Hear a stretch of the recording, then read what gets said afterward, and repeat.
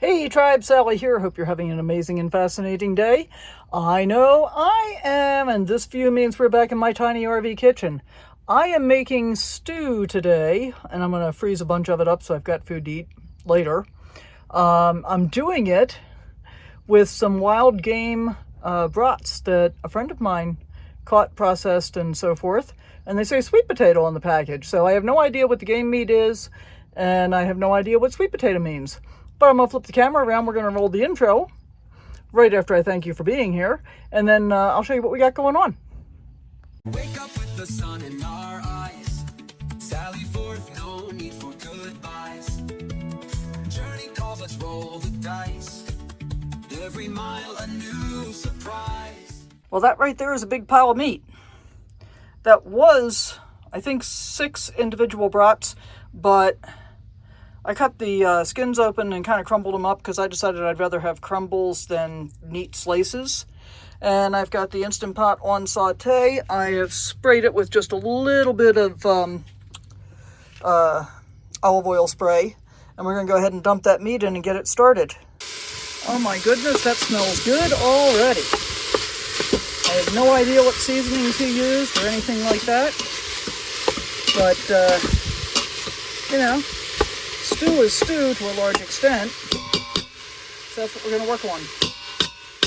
So while that's browning up, I'm going to get started cutting up the onion, and we've got some carrots and celery to go in there, and then basically everything else is going to be canned, but it's going to be delicious. All right, hold tight, be right back with you. Okay, I went ahead and cut the onion in half, sliced it fairly thickly actually, and then cut each of the slices in half. And so we're going to go ahead and mix that in, leaving it on saute. And I'm actually going to add a little bit of olive oil because the meat's pretty lean. That happens with game meat. And I don't want anything to stick. So let me get a little olive oil, and I want to get some garlic, and I'll be right back with you.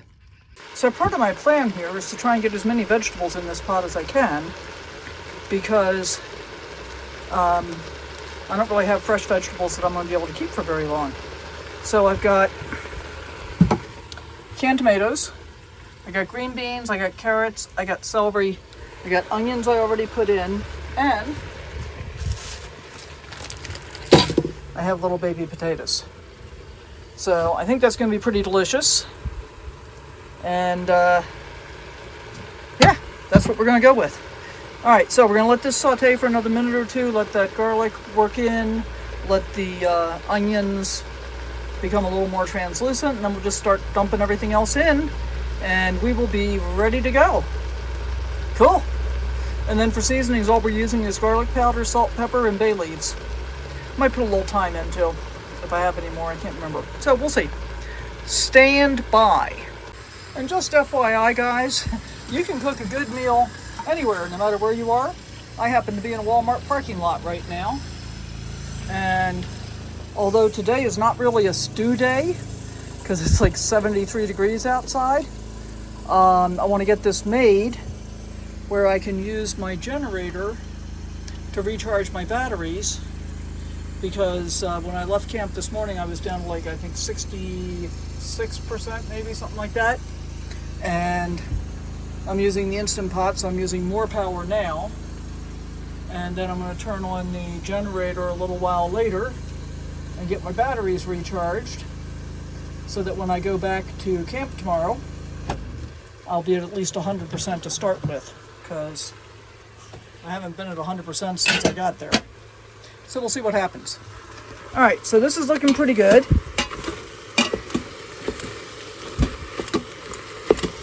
Don't you think?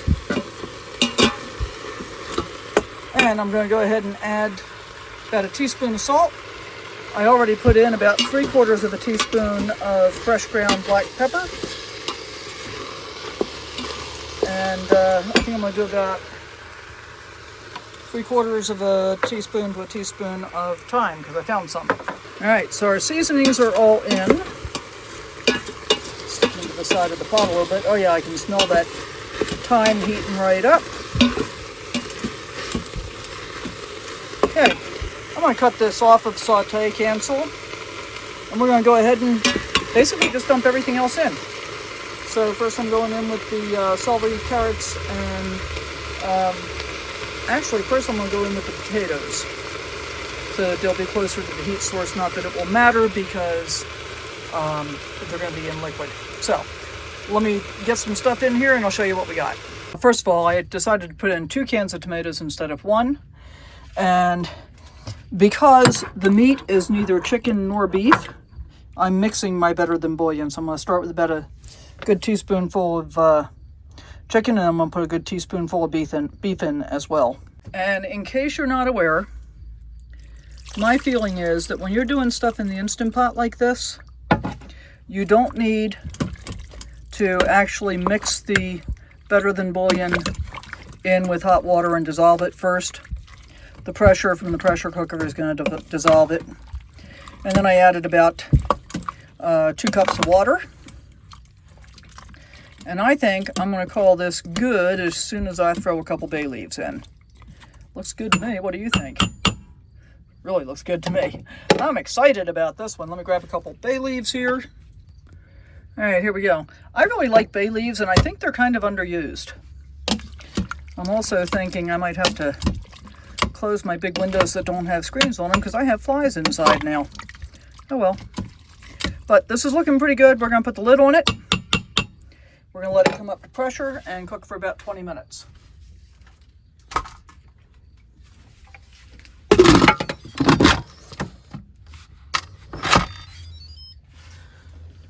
So, pressure cook. Oh good, we're on 18, so I don't have too far to go. There we go. That's all there is to that. Then we're going to let it naturally release for at least 10 minutes. Maybe longer if I can stand it because I'm already hungry. So we'll see. Okay. Thanks for being here so far. Let's see how this turns out. Well, I dished it up and dove right in. Pretty daggone tasty. I would like the soupy part to be a little bit thicker. So I gotta think about if I want to make a modification to thicken that up a little bit, or if we're just gonna live with it this way. But it is delish. As always, thanks so much for coming along. Hope you enjoyed the video. Let me know what you think about this recipe in the comments down below. Hey guys, well, we all recognize Walmart, and we know I've spent my fair share of time in Walmarts. But look at this. I don't know if that one's leaving or just moving. But starting up here at this end, we've got 1, 2, 3, 4, 5, 6, 7, 8, 9, 10, 11, 12. I think there's 13 over there. And then crossing the road, we got 14, 15. And then 16, 17, I'm 18. Oh, this guy's just parking over there, 19. And there's another van down by me is 20. Oh, and a couple more, 21, 22. So that's at least 22. Oh, I missed one over there too. Let's call it an even 2 dozen. I don't think I've ever seen this many in a Walmart parking lot. I've seen a dozen or so. I think the last place I saw a lot like this was at Arcadia in Maine. That was pretty crowded with RVers. But yeah, other than that, this is the most I've seen. Pretty amazing.